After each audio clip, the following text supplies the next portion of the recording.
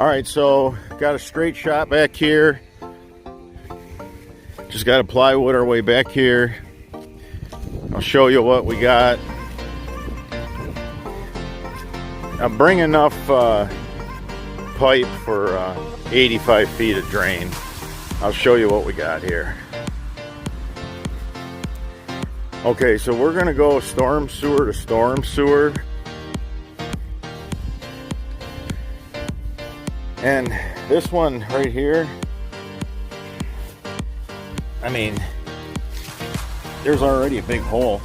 So I don't know what you're gonna find when you dig that. Super wet in here, guys, super wet. Now,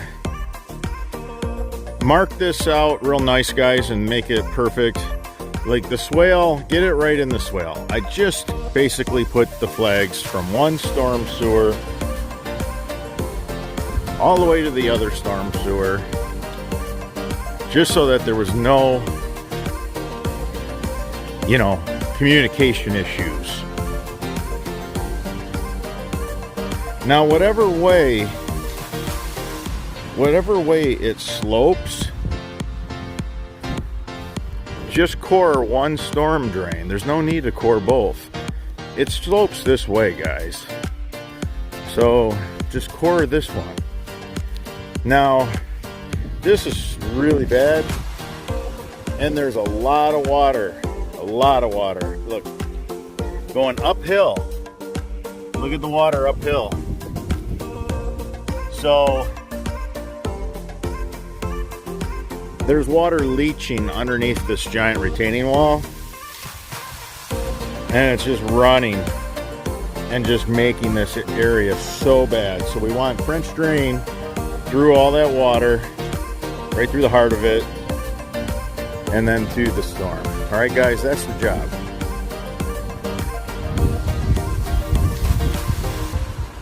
Anytime you have a drop in grade like this, look at that retaining wall. Anytime you have a drop in grade like this, the water is going to find a way. Now, up at the top of that wall, they built it right. There's a swale to, you know, send the water in any direction but here. But as far as the property that I'm working on, the guy that I'm representing, the water finds its way, and I'm going to show you guys how this works. You literally got to look for it so that you can grab it up and catch it at the right spot. If you don't do that, you are going to have problems.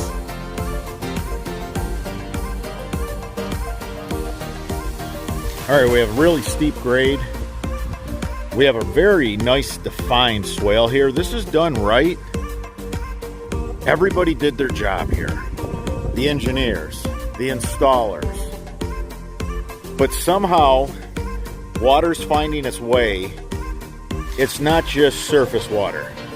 When it's really raining hard, the water's gonna run, and then there's that basin, there's that storm basin, there's a storm basin right there. So there's plenty of slope, there's plenty of basins to catch the water. But my client, who I'm representing today, I mean, we're in a drought. We have been in a drought. We already did the core and tap. You can see the water is already coming out of the subsurface. So it's not surface water, it's subsurface. So I did an on-site evaluation of this property, and right away there was just so much water right here. Once water finds a path, it usually sticks to that path. To dry this yard up, we actually had to go uphill because the majority of the water was coming out right here. Now you can see the guy's got a quad pack. So they got 4 pipes. The bottom pipe is tied in. This is going to create a lot of air. Why do I want a lot of air? When that tree gets aggressive and tries to grow into the system, it's not going to get too far. Once it gets through the fabric and it tries to find its way into those 4 pipes, the high octane, air moves through those 4 pipes with those giant inlets, those giant cutouts. Air moves and it air prunes the roots. We were already building the only maintenance-free French drains out there. All the guys on YouTube, they're showing you a bunch of, systems that quite honestly, I mean, look at the inlets on this pipe. Just crazy, huh? All the stuff on YouTube, especially Chuck's channel, everything has an expiration date. That's why there's so many videos of him showing maintenance. Him doing maintenance that is required to his systems. Well, when he builds them, one, they don't work that well to begin with. The more void, the more clay you remove, the more heavy soil. If it's a sand lot, the bigger the French drain, the better it's going to dry out the yard. Now, when there's air circulation in the system, and that's what we want. We want air circulation throughout this system. It dries out the yard 10 times faster. So if we have a real wet week or month, and you're wanting to get the kids out in the yard, they've been cooped up, this system, with all the air in it, because remember, it's going to move water for a very small portion of time as far as in its existence. I mean, less than 1% of the time it's moving water from a rain event. Now, it'll dry the subsurface up. It'll dry it up, and with the 4 pipes and all the air moving, it's going to dry out the yard so fast. Again, no maintenance, because even though I'm going by 2 Autumn Blaze maples, beautiful maples, I'm not worried about it. That's an aggressive tree with an aggressive root system, but with a quad pack, there's just too much air, too much void. The roots are going to find their way into that pipe, and then they're going to dry up and fall off. It's called air pruning. Okay, so we like to use round rock, not crushed rock. The round rock has more voids. Round rock also does not compact like crushed rock. See, it stays loose like a bag of marbles. Now, you won't have that with crushed stone. Crushed stone not only has little fines in it, I don't care if you order 1.5 inches, it's going to come with fines in it that fill those voids, but it compacts. It compacts solid and locks up.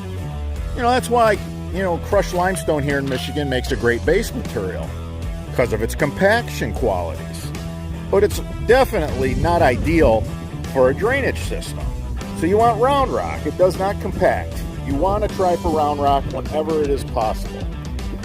So we got a quad pack here, actually a 5th one dropping in over here. The guys are on lunch, so I was able to shoot this, but they're going uphill because all that water decided that it wanted to come out here, not over there, because remember, that's not surface water. They water their lawn, and what happens? The water goes into the subsurface soil, and it becomes a problem. So right here, you would not believe how wet it was. It was insanely wet. And I knew just putting in a drain in the swale, that wasn't enough. We had to go uphill and grab this water from the source. Now, during the rainy season, this needed a French drain. You can see it's very steep, so you have a very defined swale. Now remember, to get water in a storm drain, it has to be flood water. It has to be so much water on the surface that it pours in to the basin grates, okay? So we're tied in 2 feet deep. We're tied in really low. Now, we're not asking water to build up to the point to where the yard is saturated. We now have flood water. Surface water is so great it's going in the grates. Now, the water can just be absorbed. It can just go down into the system and in through the sidewall of the storm drain.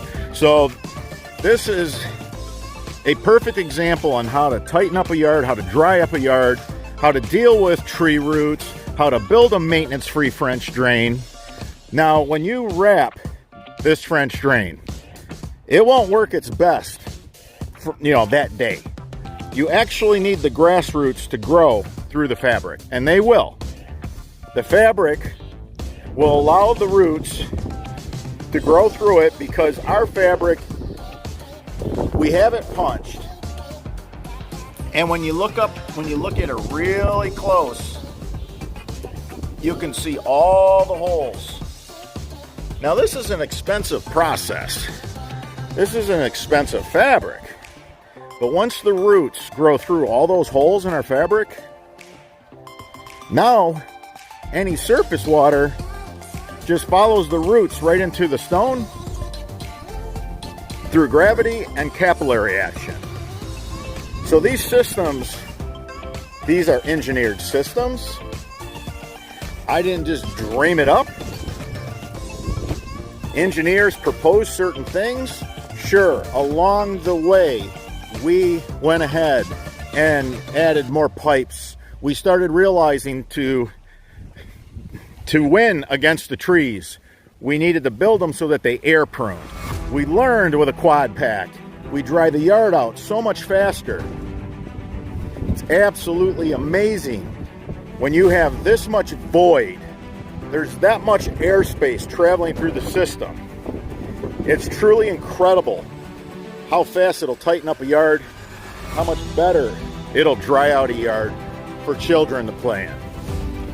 All right, everybody, until that next video.